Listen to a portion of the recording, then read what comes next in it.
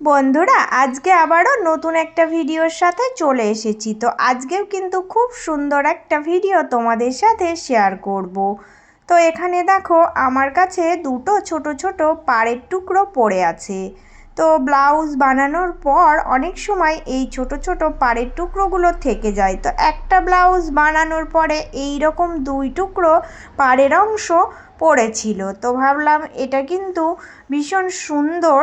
তো এটা ফেলে না দিয়ে যদি একটা সুন্দর জিনিস বানানো যায় তাহলে কিন্তু অনেক সুন্দর লাগবে জিনিসটা। তো চলো, কি সেই জিনিস তোমাদের সাথে শেয়ার করছি।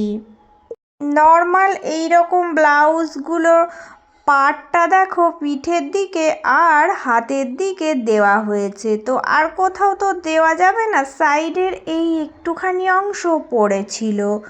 তো এটা দিয়েই কিন্তু এই ব্লাউজটাকে আরও সৌন্দর্য করে তুলবো। তো চলো দেখো কি করছি।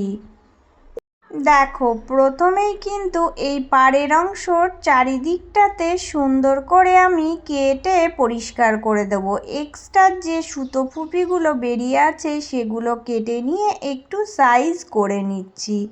তো এটা যতটা মাপ আছে ততটাই থেকে যাক, কারণ হচ্ছে এই মাপটা দিয়েই কিন্তু হয়ে যাবে। তো কাটিং করার দরকার নেই, এটা যেহেতু চারকোনা শেপে আছে। তোমাদেরকে মাপটাও দেখিয়ে দিচ্ছি। তো দেখো, এখানে কিন্তু আমি এই রকম মাপের টুকরোগুলো পেয়েছি। তো 4.5 ইঞ্চি এরকম আছে দুই দিকে। তো যেরকমই হোক না কেন, চারকোনা শেপ থাকলেই হয়ে যাবে। তো দুটো টুকরো দেখো আমি সাইডে রেখে দিলাম, কারণ হচ্ছে এখানে আমাকে আরও একটা কাপড়ের টুকরো কাটতে হবে। তো এই যে এই কাপড়টাই বেঁচে গেছিলো, সেখান থেকে আমি এই যে আগের মাপটা আমি পেয়েছি ওই মাপ থেকে 1 ইঞ্চি মতো কমিয়ে আরও একটা চারকোনা শেপ দিয়ে কাটিং করে নেব।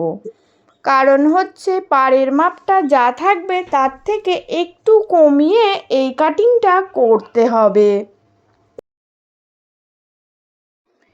এবার দেখো বন্ধুরা, আমি এই রকম দুটো টুকরো কেটে নিয়েছি। তো এখানে কি করতে হবে, এখানে কিন্তু আমাকে এই যে এই কাটিং টুকরোটা আগে ভাঁজ দিয়ে নিতে হবে।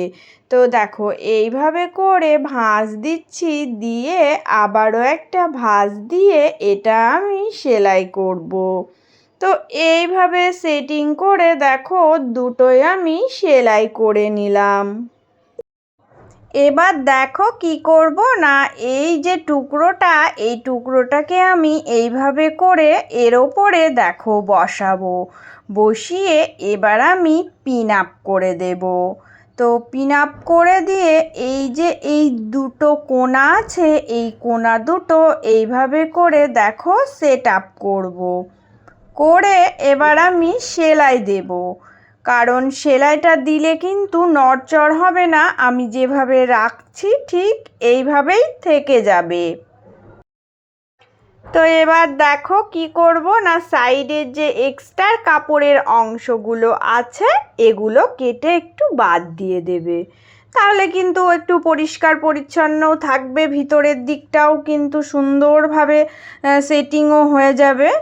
তো এবার মাঝখানে আমাকে ফিতেটা দিয়ে আরও একটা সেলাই করতে হবে। তো মাঝখানে দেখো ফিতেটা আমি এইভাবে দিয়ে এবার আমি এই দুটো সুন্দর করে এইভাবে রাখবো, রেখে সেলাই করে দেব। এইভাবে সেলাই করে দিলেই কিন্তু হয়ে যাবে। দেখো, আমি এবার সোজা করে দেখাচ্ছি, কত সুন্দর একটা লটকন ফুল তৈরি হয়ে গেল।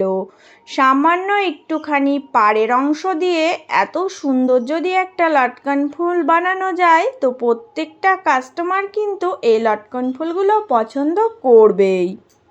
এবার দেখো, এবার আমি আরও ছোট ছোট দুটো টুকরো কাপড়ের অংশ কেটে নিয়েছিলাম। একটা অংশ দেখো এইভাবে করে আমি কিন্তু কেটে নিয়েছি চারকোনা শেপ দিয়ে। এটা এভাবে ভাঁজ দিয়ে আবারও এই লটকন ফুলটার এই যে উপরে দেখো এইভাবে করে আমি সেলাই করে জুড়ে দেব। কারণ এই ছোট টুকরোটা দিয়ে যদি একটা ফুল ওপরে তৈরি করে দিই তাহলে এর লুকটা আরও বেশি সুন্দর আসবে। তাই আমি এইভাবে করে এই লটকন ফুলটা দেখো তৈরি করলাম। কতটা সুন্দর এই লটকন ফুলগুলো লাগছে তোমরা দেখেই বলো। একটা নর্মাল ব্লাউজ হোক না কেন, তবুও যদি তোমরা এই রকম একটা লটকন বানিয়ে দাও, ব্লাউজের সৌন্দর্যটা অনেকটাই বেড়ে যাবে। তো এই রকম ছোটোখাটো পাড় পড়ে থাকলে সেগুলো তোমরা ফেলবে না, সেগুলো দিয়েই কিন্তু লটকন ফুল তোমরা বানিয়ে ফেলতে পারবে। আর এই লটকন ফুলগুলো বানানোর জন্য এক্সট্রা টাকাও কিন্তু তোমরা নেবে। তো আজকের আমার এই ভিডিওটা তোমাদের কেমন লাগলো? তো প্রত্যেক দিন যে সকল বন্ধুরা আমার ভিডিওগুলো ধৈর্য ধরে দেখো তাদের জন্য রইল অনেক অনেক ভালোবাসা। আর আজকে যারা নতুন এসেছো, প্লিজ বন্ধুরা আমার ভিডিওগুলো ভালো লাগলে চ্যানেলটি সাবস্ক্রাইব করে নেওয়ার অনুরোধ রইল। আবারও চলে আসবো এই রকম নিত্য নতুন কোনো এক ডিজাইনের সাথে। সবাই ভালো থেকো, সুস্থ থেকো।